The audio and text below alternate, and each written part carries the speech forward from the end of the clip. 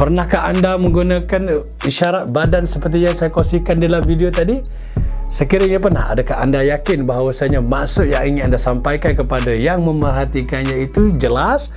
Ataupun anda rasa yang memerhatikan isyarat yang anda tunjukkan itu dapat difahami dengan baik?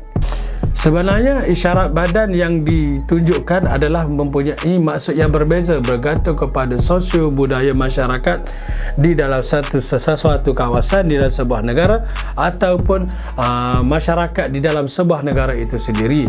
Jadi apa yang saya boleh beritahu kepada anda, sekiranya anda membawa contoh isyarat seperti ini di restoran di negara Perancis, besar kemungkinan anda akan dihalau. Walaupun niat anda adalah ingin menyampaikan bahawasanya layanan dan juga perkhidmatan yang diberikan adalah yang terbaik, makanannya sedap ataupun enak, tetapi apa boleh buat kerana rakyat di negara Perancis memahami bahawasanya ini membawa maksud tiada nilai dan juga kosong. Jadi bagi mereka anda sedang mengutuk makanan dan juga perkhidmatan yang diberikan oleh mereka kepada anda. Namun sekiranya isyarat ini dibawa ke negara Greece, rakyat negara Greece mungkin memahami bahawasanya anda sedang memberitahu mereka bahawasanya anda seorang yang gay, ataupun mereka memahami bahawasanya anda nak memberitahu kepada mereka adalah seorang yang gay.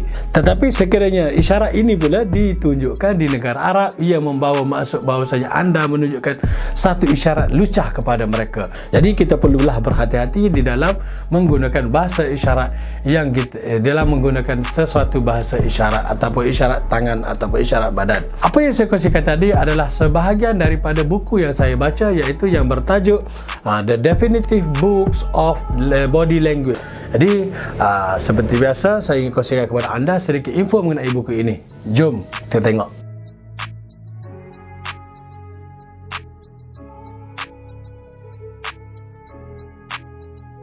Dengan membaca buku ini, kita boleh memahami atau mengetahui sedikit sebanyak mengenai isyarat-isyarat bahasa badan yang sering digunakan dalam kehidupan kita sewaktu kita berbicara, berfikir dan juga mendengar. Jadi, apa yang saya boleh kongsikan di sini bahawasanya setiap bahasa isyarat mempunyai maksud yang berbeza bergantung kepada tempat-tempat ataupun di negara-negara yang tertentu. Jadi, apa yang saya boleh beritahu kepada anda bahawasanya dengan membaca buku ini, ia akan memberikan sedikit kelebihan kepada anda dalam komunikasi ataupun dalam skill komunikasi anda dalam membuat perbincangan dengan rakan ataupun dalam diskusi ataupun mungkin dalam perniagaan anda.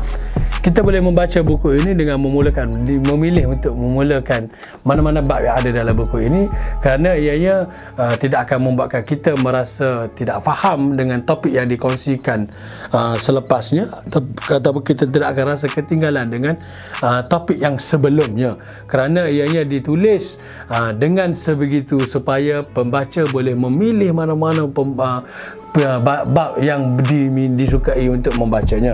Mengikut pandangan saya, buku ini sesuai untuk golongan-golongan seperti berikut. Jom kita tengok.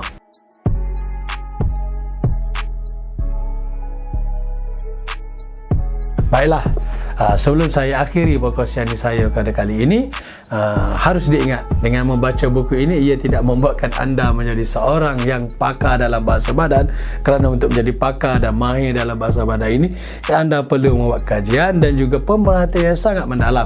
Namun begitu, ianya cukuplah untuk dapat memberikan kita sedikit sebanyak pengetahuan mengenai penggunaan bahasa badan, isyarat bahasa badan, untuk menambahkan lagi skill komunikasi kita dalam kehidupan seharian. Mungkin untuk digunakan dalam perbincangan, mungkin untuk digunakan dalam perundingan, dalam perniagaan dan juga mungkin komunikasi seharian kita, agar kita juga tidaklah terpedaya dengan tipu helah oleh orang yang cuba mengambil kesempatan terhadap kita. Okey, akhir kata daripada saya, sekiranya anda ingin mendapatkan buku ini, bolehlah terus melayari laman web www.bookcafe.com.my ataupun terus ke kedai buku yang berhampiran dengan anda. Okey, assalamualaikum warahmatullahi wabarakatuh. Bye bye.